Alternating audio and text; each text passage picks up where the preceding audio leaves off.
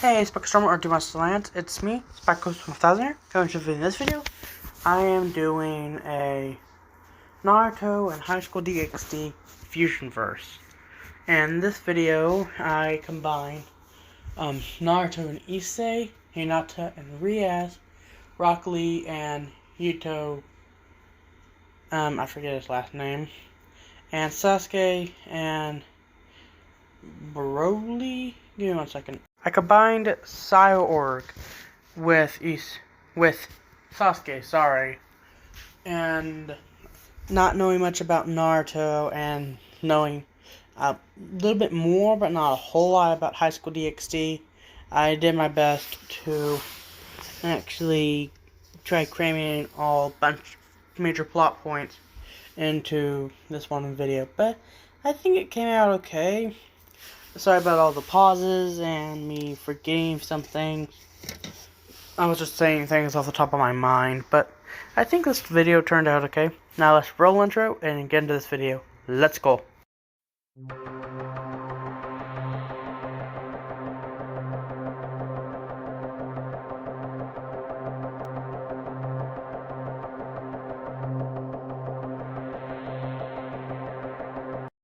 Like and subscribe if you enjoy this video. In a village known as the Hidden Leaf, there is a kid known simply as Naruto. Naruto is pretty much your average kid, except for the fact he's an outcast and everyone calls him a demon, creature, beast, monster, anything you think of to describe something not normal, like a zombie or something. The reason why they call him this is because of his chakra gear. His chakra gear is known as Nine-Tailed Fox. Most people are born with the ability to use some type of chakra, like his future girlfriend and wife, Hinya,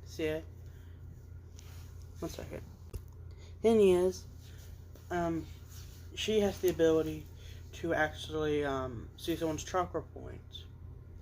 But for him, he was born with the ability to use chakra and be very skilled at that as well. His chakra levels were actually really high even without it. But whenever his was awakened, he found out that his parents sealed a Kitsune within him. Well, better known as Kurama.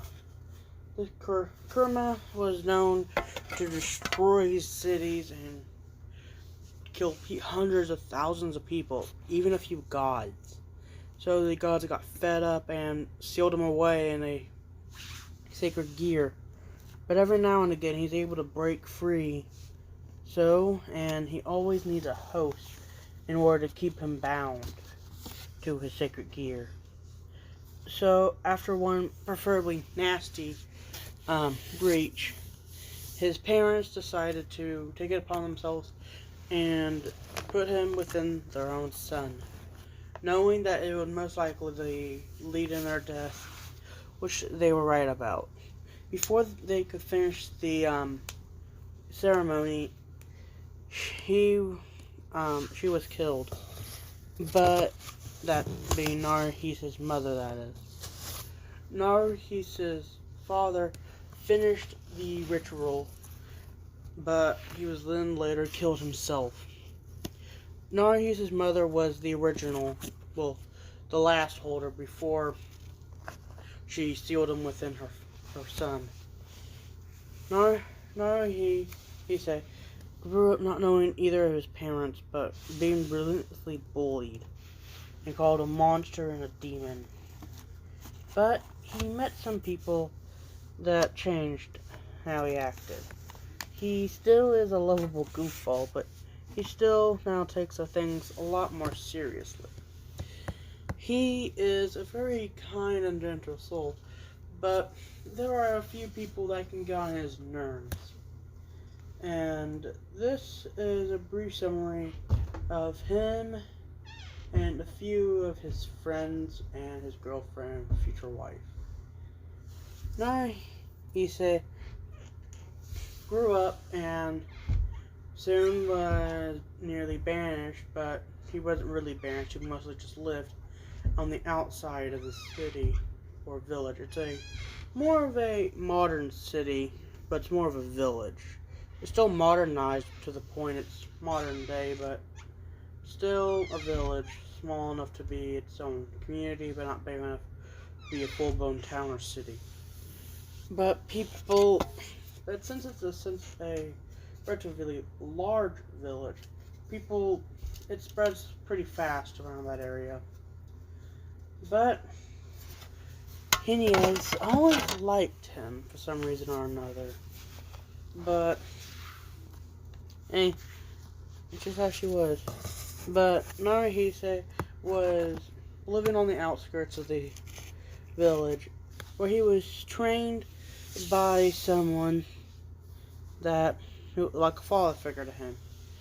He trained him and taught him how to control some of his sacred gear. No, chakra gear. But most of it came from the fact that he needed to awaken it himself. He was taught how to control it once he awakened it, but he didn't specify, like, you might need this training like 5 minutes afterwards or 5 years afterwards, because there's no saying how long he could actually be able to control it for. But someone actually helped him unlock it. The person who helped him unlock it was actually Hineas. Her chakra gear is nothing special, at first glance that is. Her parents are relatively wealthy and had actually originally had arranged marriage for her, but she and Naruhise broke that up really quickly too.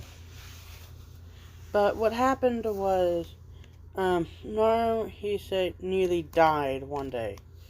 She managed to bring him back to life, heal him back up, but to the point that his sacred gear had to reveal itself and heal him up further. His sacred gear has the ability to boost, meaning it could boost his chakra, his power output, and his overall physical abilities. That would happen when I was around age 15.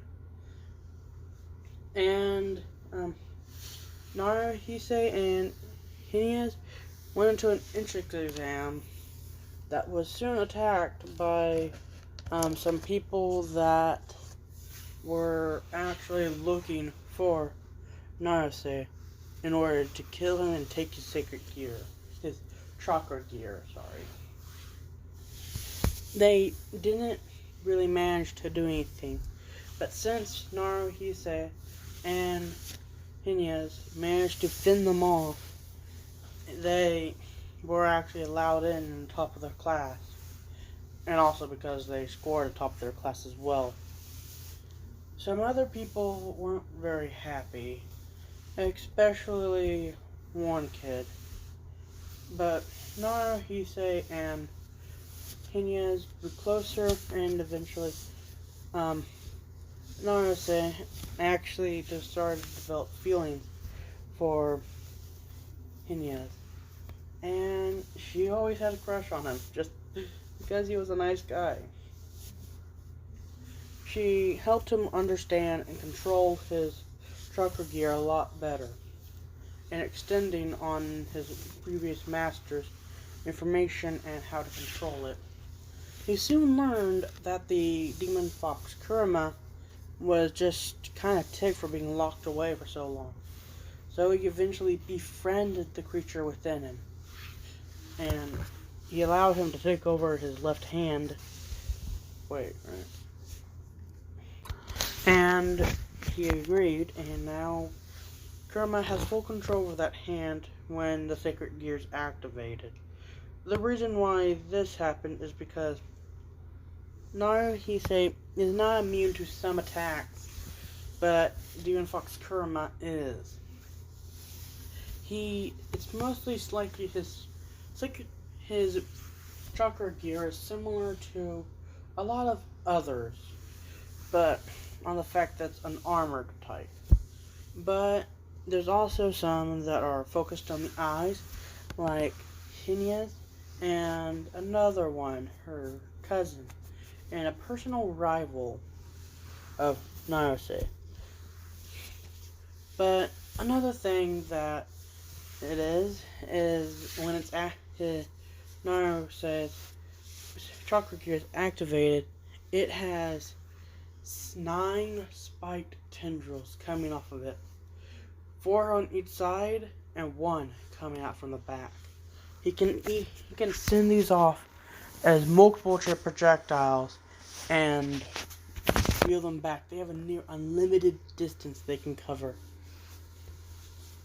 You mostly use that in order to score points in the entrance exam and to take out the people that attacked the entrance exam.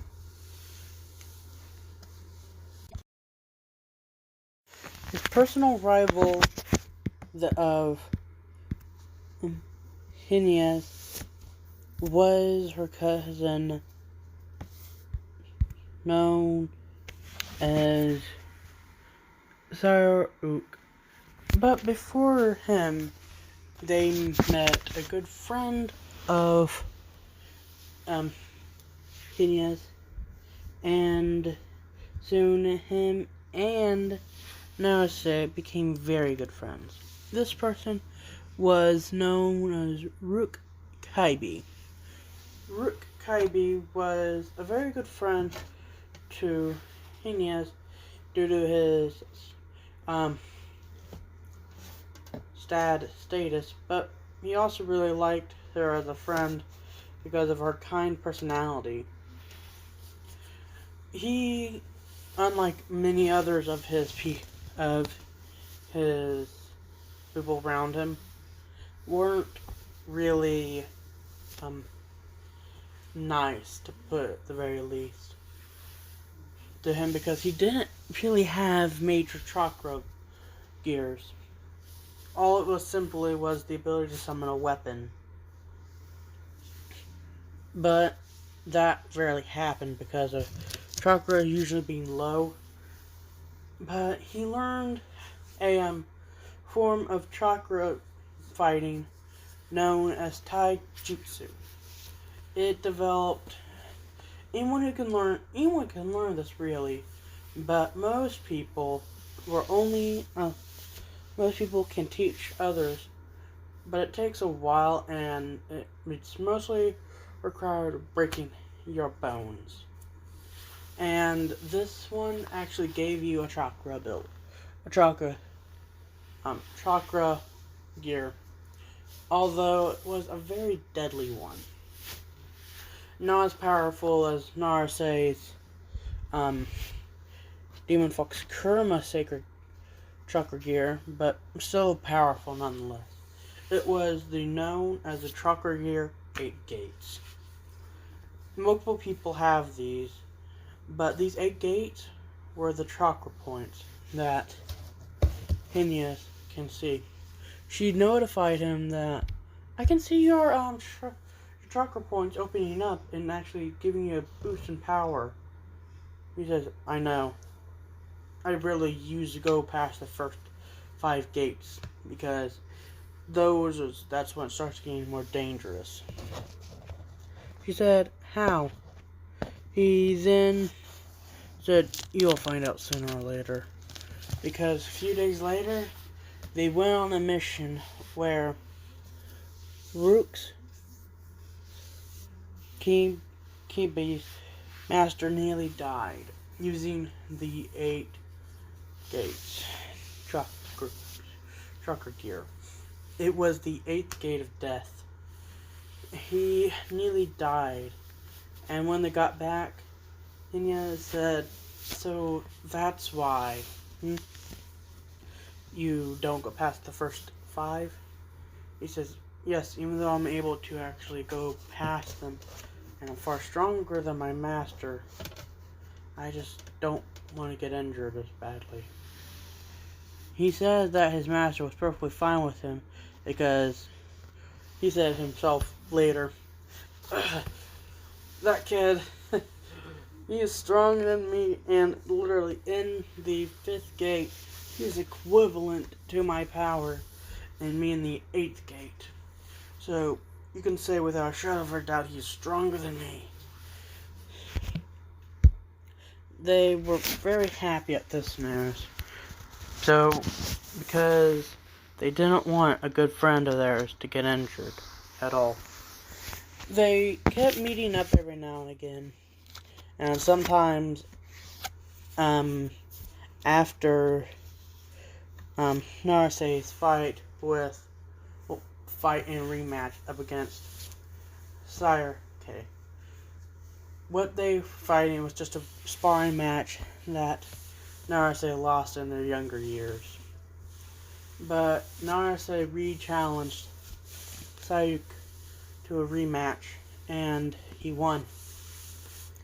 And now I will tell you the story of their 2 fights and what has happened since then. Sayuk was born into the clan known as the Uchiha. He is actually, he is his cousin, although not blood related. They are actually relatively close at times. He's very friendly with her, but he is not very friendly with Narase until after the fact. Until after the fact of their 2 fights, that is. Narase challenged Sayuk out of pure stubbornness, and during their fight, he went into the first form that his chakra gear allowed him to go into. But he opened it up so much, it went into the 6 Tails form. In that form, his gear coats his entire body and gives him more of a fox-like appearance, but it's just pure red and chakra leaking out of every part of him. But in the first few forms, it does take him over, but he has more control over it.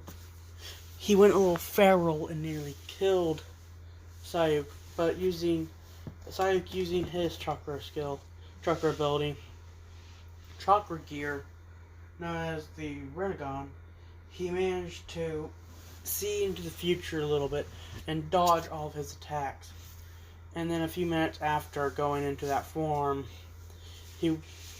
Narase let out and started to boost his attacks, but Cyrus, knowing what would happen, dodged his attacks and knocked him out cold.